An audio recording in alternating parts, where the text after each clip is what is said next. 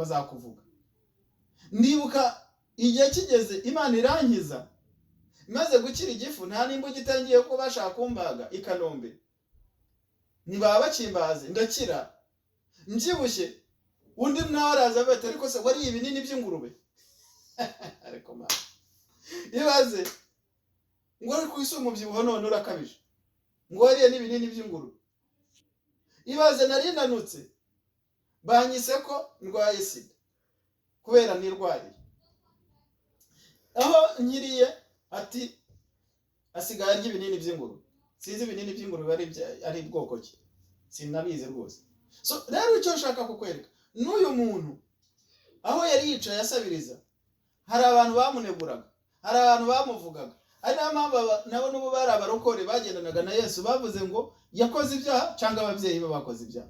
Ariko Yesu ureba ntarebe ibirorirori, yaravuze ati oya, muramubeshyera, nta cyaha yigeze akora, ndetse n'ababyeyi be nta cyaha bakoze, ngo ahubwo ni ukugira ngo izina ry'Imana rishirwe hejuru. Ndagira ngo mubwire mwene data ibyo uri kunyuramo, uyu munsi izina ry'Imana rigomba gushirwa hejuru ku bwawe. Hari abantu bagomba kubona ko Imana yacu iri hejuru ya byose. Hari umunsi abantu bagiye kuvuga ngo amina, natwe twese Imana tugiriye neza, izina ry'Imana rishirwa hejuru. Ubu burwayi urwaye Imana igomba ibugukize mu izina rya Yesu, kugira ngo izina ry'Imana rishirwe hejuru. Hagombe bimenyekane ko Yesu akiri muzima gikora. Reka Yesu aza gukoreho. Yewe yaba ari uburwayi bukire, yaba ari n'umubiri wawe Imana iguhe umubiri mwiza, yaba ari ikofi Imana yiteremo amafaranga, yaba ari kuri account Imana ishiremo konti, ku buryo abantu bakwibazaho. Abantu bibaza atari ko amafaranga yayakuye. Birashoboka. Birashoboka. Ujya kuri banke nawe babone ufite ipinda ry'amafaranga. Birashoboka. Imana ibigukorera. Imana iguhindurira amateka, utunga ibyo utatungaga, ku buryo abantu bazajya bakurebera in distance bavuga ngo none se uriya niwe cyangwa nuwo basa. Kuko birashoboka. Ubu inama ishobora guterana ikitaraganya, ugahita uhamagarwa n'abantu utazi kandi bo bakuzi, bakaguhamagara ngo uyu munsi wemejwe n'inama y'abaminisitiri kugira ngo ube ushinzwe iki kintu runaka. Uyu munsi Imana ishobora guhindura amateka, inama ya management ikicara ikemeza, ikavuga ngo iyi position ikwiriye wowe, bakaguha iyo position, amateka yawe agahinduka. Uyu munsi hakoreke meeting igamije kuguha promotion ku buzima bwawe, amateka ahinduke, ku buryo abantu bose bazajya bakureba, bavuga ngo ntabwo tubyemera. Bishoboka bite ko umuntu amagufwa yari yaracomotse uyu munsi akaba ari ubyibushye bingana kuriya? Birashoboka gute ko ari umuntu wagendeshaga amaguru ivumbi ryamurenze, agendana amadokima, asabiriza akazi, uyu munsi akaba ari we turi kumva ari ku mugabane w'Uburayi? Birashoboka gute ko uyu muntu wahoraga mu biraka uyu munsi akaba ari w'inama y'abaminisitiri yemeje ko ari ugomba kuba umunyamabanga uhoraho wa leta? Birashoboka gute ko uyu muntu ashobora kuba ambasaderi? Habeho inama y'igitaraganya mu ijuru igaragarira mu bantu. Buriya ntabwo abantu bashobora gukora inama yo kukugira neza ijuru ritandukose mu inama. Haboneka inama iterana mu ijuru ku bwawe, nk'uko Moridekayi yari ari ku irembo. Inama igahita iba y'igitaraganya, igahita imupromotinga akava ku rwego rwo kuva kuri gate akajya ibwami imbere, akagendera ku ifarashi y'umwana. Ndagira ngo nawe uyu munsi wa none hagira abakwibaza bavuge ngo this is amazing, ntabwo tubyemera ko ari we. Habeho icyo kintu cya surprise, nikigutungura wowe gusa, ahubwo gitungura n'abaturanyi. Kuko Bibiliya tuvuga ngo n'abaturanyi baratunguwe, baravuga ngo ntabwo ari we. Birashoboka ko ari uwundi basa. hagira umuntu uvuga ngo birashoboka ko atari we. Wari uzi ko hari abantu bavuze ko mu buzima bwawe udashobora kurongorwa? Reka hagira abantu utungura babona invitation yasohotse, haboneke invitation zisohoka mu baturanyi bumirwe batungurwa, bavuga ngo birashoboka se, birashoboka ko na mwene kanaka nawe yakora ubukwe, ko twatuzi ko wabo bose babyarira mu rugo, ko twatuzi ko bose bahera kwishiga. Haba ikintu gitunguranya aka kanya, uhure n'umuntu w'umugisha ugutunguza igikorwa gishasha mu buzima bwawe, ku buryo abaturanyi bose bayoberwa ikibaye. Haboneke icyanzu unyuramo n'uwakuroze ntasobanukirwe. Haboneke icyanzu unyuramo ku buryo abanzi bawe basigara bibaza ntabwo tubyumva, byagenze gute? Byagenze gute ku buryo visa yasohotse ko twumvaga ko bidashoboka? Ni gute iyo visa yaba yarabonetse ko twari twararoze, ko twari twaracishije? Haboneke icyanzu abagusiranyije, abaguteje imyaku batungurwe. Haleluya! Batungurwe no kubona uri umunyamugisha. Wowe wasamaga inda zivamo, batungurwe no kubona utwise ukabyara, abana bawe bakabaho. Wowe akazi kanze, uhora ujya mu kazi bakakwirukana, babone noneho imodoka izigusiga ku irembo. Oh haleluya! Ibintu byambayeho umunsi umwe. Ndibuka nkirangiza segonderi, nabonye akazi mu mushinga ukomeye waje ari uw'Abanyamerika. Abanyamerika buri muntu wese bamuhaga imodoka, nta perimi nari mfite, bamuhaye imodoka bampa n'umushoferi.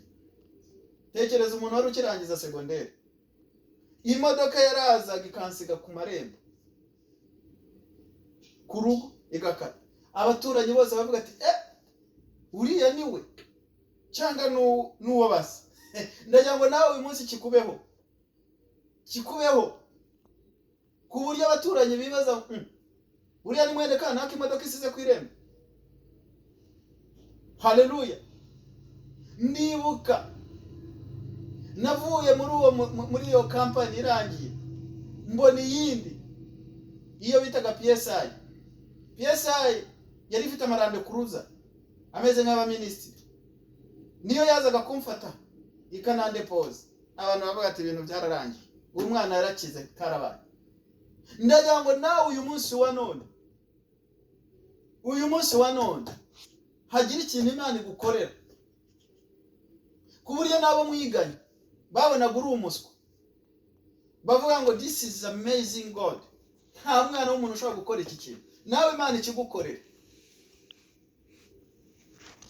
Wowe wagendeshaga amaguru, haboneka igikorwa gitangaje Imana igukorera. Ubundi ibintu ntabwo najya nkunda kubivuga by'ubuhamya bwanjye, kuko hari igihe abantu bamwe bajya ngo ni ukwirata, ariko hari n'igihe tugomba kuvuga ko Imana igihindura amateka. Haleluya! Imana igihindura amateka, Imana ikagukura ku cyabo. Abantu bose bakibaza n'uwari igikara kubera umwera, kubera ubukene, Imana ikamunogereza ku buryo abantu bavuga ati ntabwo ari we. Wari uzi ko Imana guhaye umugisha ibintu byose bihinduka, n'umubiri urahinduka utanitukuje nk'uko bamwe bajya bitukuza, ariko just kubera umunezero, kubera ibyishimo biri mu mutima wawe, inzobe igatamura, umubiri wawe ukanogera kubera ko wariye neza, kubera ko nta stress. Wa mukobwa we, Imana igukize stress, iguhuze n'umugabo w'umugisha. Nubwo iwanyu mwabura abakene, nubwo iwanyu mwamutishoboye, Imana ikuzanira umugabo w'umugisha w'igitaraganya. Ibihindure nona aho tubivuge mu izina rya Yesu. ibihindure kuzanira umugisha, yaba ari umuzungu nawe atari uwo kugukinisha cyangwa wo gukoresha ibyaha, yaba ari umwirabura, aze ari umugabo wawe ugiye kugushyira mu rugo, wibagirwa umubabaro, wibagirwa agahinda, n'iwanyu wibagirwa agahinda, bibagirwa umubabaro, ubabere isoko n'umugisha, ku buryo bene wanyu bava ku isuka, bava ku mukeno, bava mu cyiciro cy'ubudehe busuzuguritse, Imana ikabazamura kubera wowe, uhinduke umugisha, ube umunyamugisha kandi uhinduke n'umugisha muri famiye, ku buryo abaturanyi banyu bose, ku buryo abari bakuzi bose babazanya bakavuga ngo niwe cyangwa ntabwo ari we. Kuko niko kamaro k'iyicano, niko kamaro k'iyi gahunda nashizeho, ni ugusengera abantu, kuko nabonye Imana ibinkorera, nzi yuko igomba kubikorera abantu bose. Ndi hano kugira ngo nsengere abantu, ndi hano kugira ngo nsengere abantu bakiri indwara, ndi hano kugira ngo abantu basengere baveho imyako, ndi hano abantu kugira ngo bakire Yesu Kristo nk'umwami n'umukiza wabo. Nicyo cyanzanye kuri iyi cano. Ntabwo naje kugira ngo nkore ibindi, naje kugira ngo mvuge Kristo, naje kuvuga gukomera kwiwe. Tubonye ukuntu yatobye akondo akohereza iyi mpumi, abantu bari bamaze kuyiciraho urwo gupfa, bari bayiciriyeho urw'igisuzuguriro ko yakoze ibyaha ndetse n'ababyeyi be.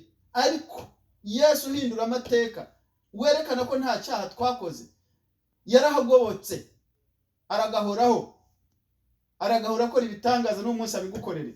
Uyu mugabo yavuye y'abantu bose barashoberwa. Reka nkubwire, iyo duhuye na Kristo abantu bose baracanganyikirwa. Iyo duhuye na Yesu abantu bose bibaza ibibazo byinshi. Haleluya.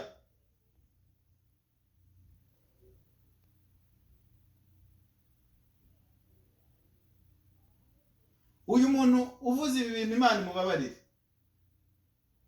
Yesu ashimwe cyane. Ngo naje gukora content, reka mbikubwire, kuko nawe ntabwo ari wowe n'umwuka Satani, ndawucyashye mu izina rya Yesu. Nge ntabwo naje gukora content. Niba ari byo wibaza, nayo mfite kuba niba ari content nakora ibindi. Imana ikubabarire cyane, ntinaguhane rwose.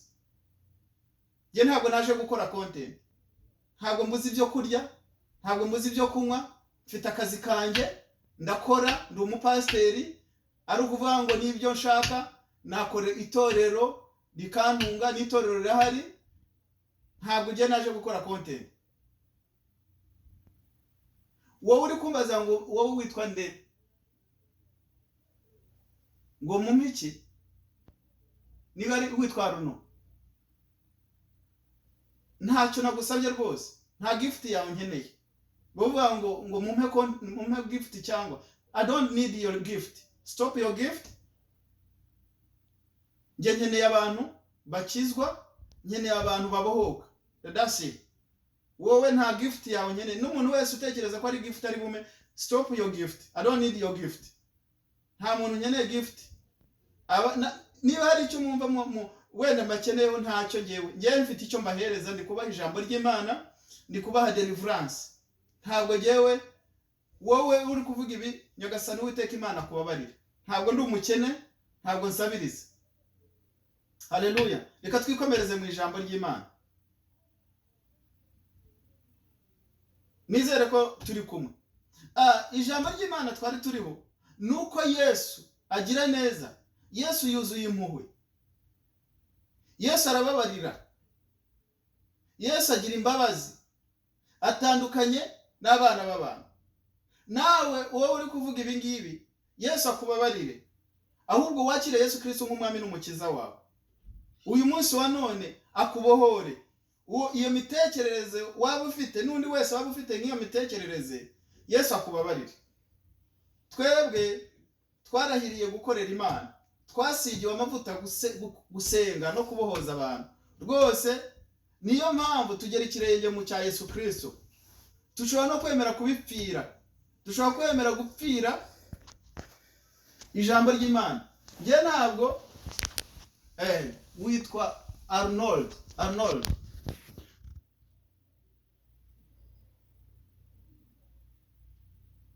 Yesu we yasabaga ndi imbabazi. ariko ufite ikibazo disi. Imana ikubabarire. Imana ikubabarire Arnold. Ni Arnold sinzi wari we. May the Lord forgive you. Ngira ngo ukeneye kwiga wenda ufite ibyaha by'umwihariko, ndabona ibintu uri muri challenges, uri guchallenginga. Imana ikubabarire, ntabwo ari byo turimo, turi mu ijambo ry'Imana. So ngira ngo n'iminota yanjye irarangiye. Ngiye ntabwo naje gukora content nk'uko yabivuga. Ngiye naje kubwiriza no gusengera abantu. Rero aho kugira ngo mve mu mwanya w'ibyo narindimo. Yesu ashimwe cyane. Haleluya, haleluya. Aho kugira ngo wenda mve mu mwanya w'ibyo narindimo, mfite time nkeya kuko mfite kujya no mu materaniro. Hari abaza no kuba bankurikira mu materaniro. Mu kanya ngiye kujya muri service. Twebwe hano muri Canada aya masaha niyo masaha dusengera mu masaha ari buze dutangira amateraniro saa 8. So mba ndi gucunguza uburyo umwete kugira ngo nkore n'ibindi. So kuba nkora ibingibi ni ukugira ngo ngere kuri bene wacu bari kure batararyama. Niyo mpamvu mba ndi gukora ibingibi. So nta yindi nyungu ngiye mbifitemo.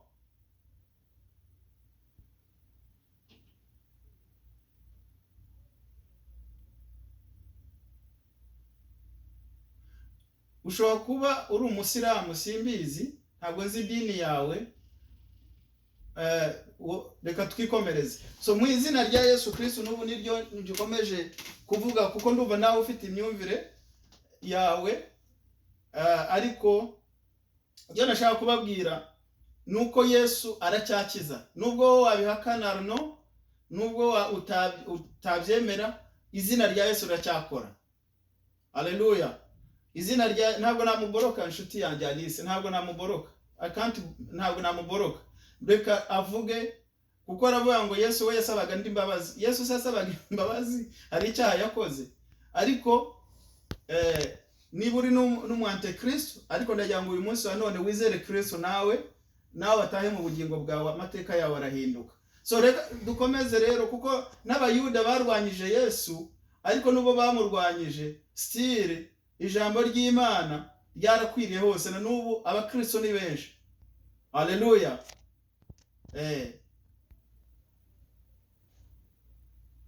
Rero icyo nshaka kubabwira nuko uyu munsi wa none nuko Yesu aracyakiza kandi arahindura amateka. Reka ngusubize wenda no atese Yesu yasabaga nawe inde? Yesu yasabaga Imana. Aho urashaka kugira ngo nkubwire icyo bita Trinity cyangwa ubutatu bwera. Ubutatu bwera ni abantu batatu bakora hamwe cyangwa bakorera muri umwe. Hari Imana Data, hari Imana Mwana, hari n'Imana Mwuka Wera. So nubu muri iki cyumweru cyashize twari turi muri Pentecost. Ubu randeviyemo gatoya ariko reka mbikubwire kuko numvise ushobora kuba ushaka kumenya, kuko numvise ubwira ngo urashaka kumenya. Reka mbikubwire. So Yesu ni Imana Mwana, afite ububasha n'ubushobozi nk'ubw'Imana, akora iby'Imana ikora kuko ni Imana yamwohereje aza mu bumana, ariko yambara ishusho y'umuntu. Niyo mpamvu n'uyu munsi wa none urambaza ngo ese we Yesu yasabaga nde? Imana yakoreraga muri we kuko nk'uko nawe ufite ijambo. Tujya twumva ijambo rya perezida, ariko perezida hari perezida akaba n'ijambo rye. So Imana ni Imana kandi akaba n'ijambo ryayo ari we Yesu Kristo. Jambo wigize umuntu rero ari we Yesu Kristo nk'uko abagatolika babitubwira, niwe waje kubana natwe mu ishusho y'umuntu kugira ngo tumubone. Ni ijambo w'Imana. Kandi Yesu avuye hano ku isi ntabwo yagiye totally, yadusigiye Umwuka Wera kugira ngo nawe aze akorane natwe mu buryo budafatika, ariko akorere mu bakozi be bamwemere.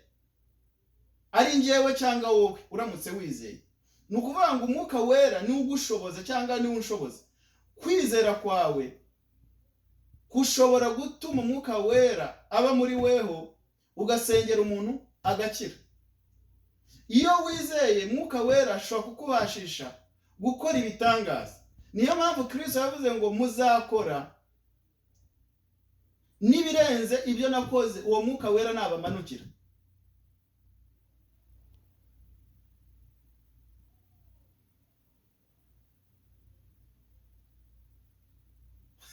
Yesu ashimwe cyane. Reka nkomeze. So nukuvuga ngo rero bakozi b'Imana, bantu b'Imana, abakurikiye cyangwa abo twari turi kumwe, narindi wababwira ndimo kugana ku musozo.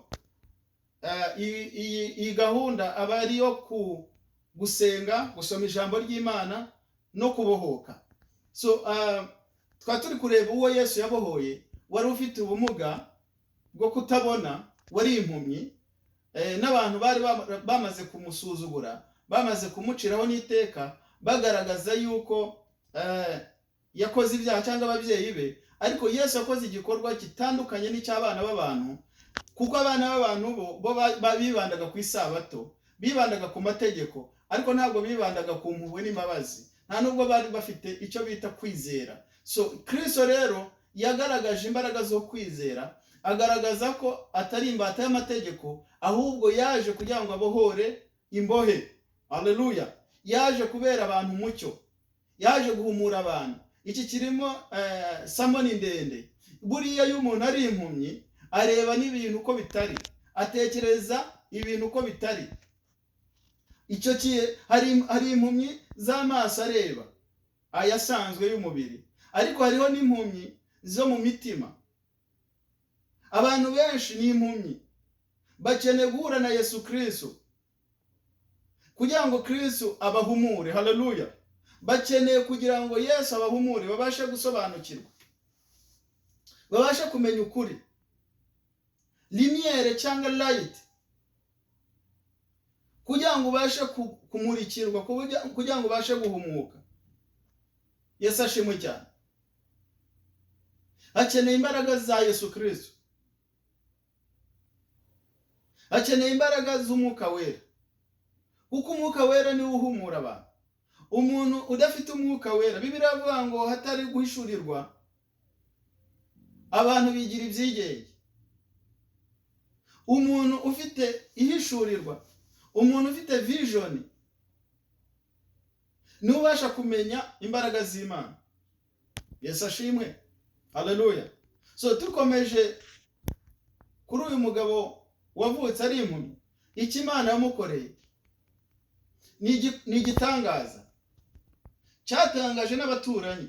Ndagira ngo uyu munsi wa none, Imana igira icyo nawe igukorera. Imana nawe igira icyo igukorera wowe unkurikiye. Wowe uri kumva ubutumwa ufite kwizera, Uwiteka Imana agira icyo agukorera mu buzima bwawe, aguhindurira amateka, kuko Imana yacu irahindura. Haleluya! Imana yacu irahindura. Imana yacu ihindura ubuzima. Nababwiye ngo iyo urebye aho twagiye tuvukira, iyo urebye aho twagiye dukomoka, iyo urebye ibyo twagiye tunyuramo, abenshi twakabaye twarapfuye kera.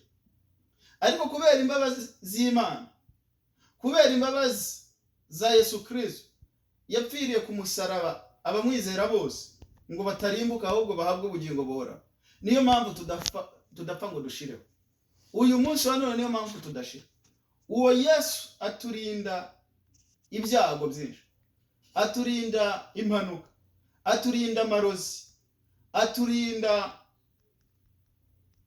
abanyenzangano. Haleluya! Uwo Yesu mbabwira, abamwizera bose nta teka bazacirwa, yaba ari mu buryo bwo mu mwuka, yaba ari no mu buryo bw'umubiri. Umufite Yesu afite byose. Haleluya! Yesu arashoboye, Yesu arakora, Yesu ahindura ibyanze guhinduka, nk'uko abaririmbyi babiririmba. Yesu ashimwe cyane. Yesu yadukijije indwara zikomeye. Nabahaye urugero rw'igifu yankijije.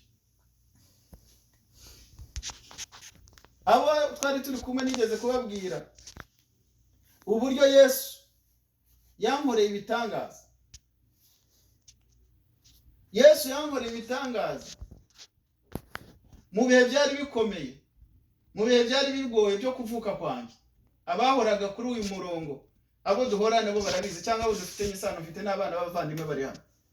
Ndabona bamahombi bahari, nababonye. Abana ba famiye murahari mwese. Niba mbeshya munyomozi. Haleluya. Rero mwewe nta nibyo muzi muri abana. Yesu ashimwe cyane. Imivukire yanjye yari igoye. Kugeraho mari imyaka mama bitarakunda ko nji gasozi mvuka, kandi mama twite indikanga bikageraho bigera mu myaka 2 n'amezi 4 ntaravuka ndi munda. Ibyo nabyo abahakana Mana, abahakana kwizera ntibashobora kubyemera. Niyo mpamvu ntabwo dufite umwanya wo kujya kwisobanura, ntabwo dufite umwanya wo kujya kubwira abantu ibyo Yesu akora. Izina rya Yesu rirakomeye rirahambaye, hanyirwa abaryizera. Kuko ijambo ry'Imana ravuga ngo igihano kiduhesha amahoro cyari kuri we. Imibyimba n'inkoni ye nibyo adukirisha. Haleluya. Uwo Yesu twaramubonye, yagiye atugirira neza. Nababwiye ngo yaba ari mu buryo bw'umwuka, ari uburyo bw'umwuka, ari uburyo bw'umubiri, Yesu arakora. Abaroga bakaroga ariko bigafata ubusa. Ababeshya bakabeshya ariko bagafata ubusa. Abanyamashyari bakagira amashyari ariko bigafata ubusa. Haleluya.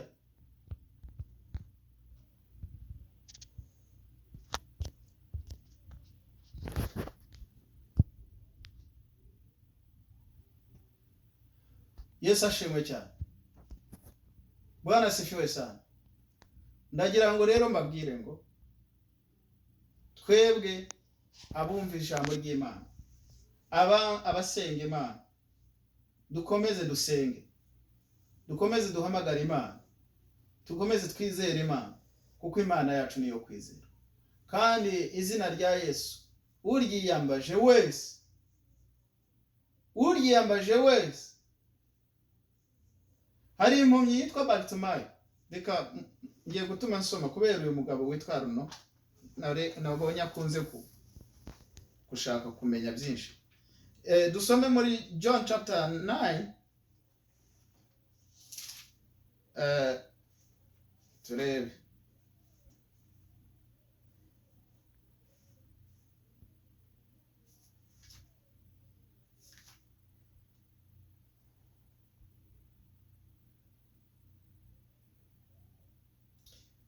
Yesu ashimwe cyane. So twaturi kuri uyu impumyi. Reka twongere dusome wa murongo wa 24. Haravuga ngo nuko rero wari impumyi bahamagara ubwa kabiri. Arabwira bati shima Imana, twebwe tuzi yuko uwo muntu ari umunyabyaha. Reka nsubiremo. Turi muri Yohana ibice 9 umurongo wa 24. Nuko rero wari impumyi bamuhamagara ubwa kabiri. Baramubwira bati shima Imana, twebwe tuzi yuko uwo muntu ari umunyabyaha. Nawe arabasubiza ati niba ari umunyabyaha simbizi, icyo nzi ni kimwe, nuko nari impumyi. Haleluya. Nuko nari impumyi none nkaba ndeba. Baramubaza bati yakugenjeje ate, yaguhumuye ate? 27. Arabasubiza ati maze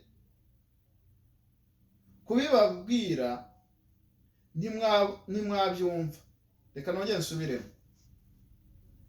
Umurongo wa 26 baravuga ngo, baramubaza bati yakugenje ate, yaguhumuye ate? Arabasubiza ati maze kubibabwira ntimwabyumva. Icyo mushakira kubyumva ubwa kabiri ni iki?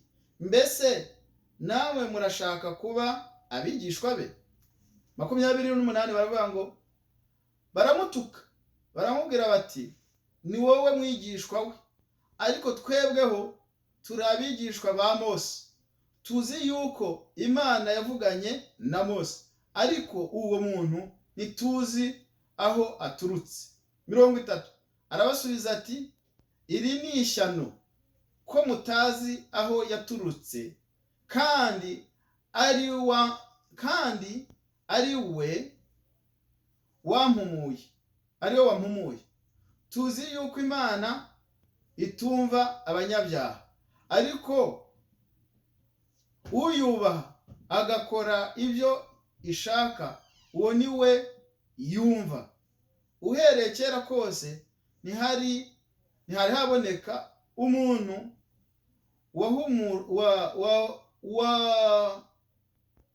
wahumuye uwavutse ari impumyi.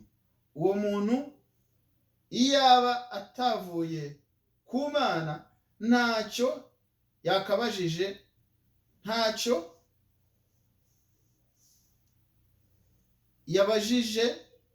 yabashije gukora. Baramusubiza bati wowe wavukiye mu byaha bisa, ni wowe utwigisha. Bamusunikira hanze. Yesu ashimwe cyane. Bitumye nsobanura iyi paragrafe yose. Uyu mugabo impaka zarakomeje. Kuva kera Yesu yatezaga impaka. Abantu bose ntabwo babashaga gusobanukirwa Yesu. Abantu bose bavuga ukuri, abantu bose bakorera Imana nyakuri, bagira ababahakanya cyane. Ni ibintu biri komoni birazwi. Nuvuga ngo Yesu ntabwo yaje anyuranya na Moses cyangwa Mose. Yesu yari ari mu murongo umwe na Mose, kuko Mose ntabwo yigeze yigisha Imana itandukanye n'uwo Yesu yigisha. Haleluya. Iri jambo tubashije kumva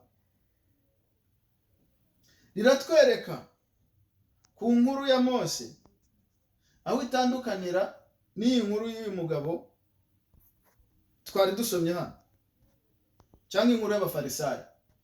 Abafarisayo iteka bari bazi yuko Mose ari we munyakuri, Mose ari we uvuga amategeko y'Imana nyayo. Mu gihe Yesu we ntabwo yari arimo guhinyura amategeko, ariko yarangwaga n'ibikorwa by'impuhwe. Ibyo rero bakabimuhora. Yesu barabimujijije, baramurwanya. Abafarisayo biteza impaka ndende. Na n'uyu munsi nicyo turi kuvuga. Tumaze gusoma hano twumva intambara ya Rose. Ni nk'iyo mwene data hano yari arimo kuburana, adashaka kwemera yuko Kristo umwana w'Imana nawe ubwo ari Imana. Haleluya. Aba bafarisayo bageze aho bati reka tubaze uyu muntu wahumuwe atubwire uko ibintu byifashe. Uwo muntu ninde? Niko babajije. Igisubizo uyu muntu wahumuwe yabusubije, yarabaze ati se biratangaje kuba udashobora kumenya uyu muntu wampumuye, uyu muntu ukora ibikorwa byiza, ni gute utabasha kubimenya? Niko abantu b'isi tumeze. Abantu tuyoboka ikinyoma cyane, abantu bayoboka ubuyobe. Inzira nk'uko Bibiliya ivuga ngo ijya mu irimbukiro ari nini yagutse, ariko ijya mu irembo ryo mu ijuru irafunganye. So ni ukuvuga ngo aba bafarisayo cyangwa aba bayuda ntabwo basobanukiwe Yesu, ntabwo babashe kumwemera, ariko kuba baramuhakanye ntabwo byabujije ko uyu muntu yikirira. Ubu yarakize kandi mpamya ko na famiye ye, kuko umurongo uri hasi uravuga ngo famiye yaravuze ngo mumwibarize kuko nawe ni mukuru, arivugira. Yesu ashimwe. Nabo basha kwivugira, nabo bavuye aho ngaho barakizwa. So kuba rero ibihumbi by'abantu bishobora guhakana Yesu, ntabwo kizabuza ko hari abandi bakeya bazamwemera. Ndahamya ko n'uyu muntu wari impumyi muri uyu mujyi cyangwa muri iki cyaro, ntabwo ari we wenyine wari impumyi. Haleluya. Hari n'izindi mpumyi, ariko ubuntu bw'Imana wo bushatse buramusanga. Ndagira ngo nawe uyu munsi wa none ube muri abo bantu ubuntu bw'Imana buri busange. Nk'uko Yesu yarebye uyu muntu wari impumyi, agatoba kondo akakamusiga, akajya gukaraba agakira, nawe ubwo buntu bukugereho. Ube muri bakeya, ubwo buntu buri bugereho. Ntube muri ba bandi bahakana, kuko umuntu uhakana ukazanamo filozofi mu by'Imana kaba kakubayeho. Iyo uzanye ibintu byo gutekereza cyane mu bintu by'Imana, kuko ibintu by'Imana bisaba kwizera, ntabwo bisaba kuzanamo logique nyinshi. Iyo uzanye ibintu by'amalogike biragucanga. Urumva n'aba bantu ntabwo babashe kubyumva ko bazanyemo logique, ariko uyu muntu wakize yabahaye ukuri. Aravuga ngo biratangaje kuba mutashobora kwemera cyangwa kwizera uyu muntu, kandi mubona ko nari impumyi, ubu noneho ndi kureba. Bishoboka gute kuba mutari kubyizera? Basi ni gute niba mudashobora kwizera Kristo, ntabwo mushobora kwizera imirimo yakoze? Haleluya. Nibyo koko Bibiliya iravuga ngo ari umwana wo kurimbuka, hakabaho n'umwana w'ubugingo. Ariko ndagira ngo wowe ukurikiye nube part of those people bo kurimbuka, umwe muri abo bantu b'ubugingo.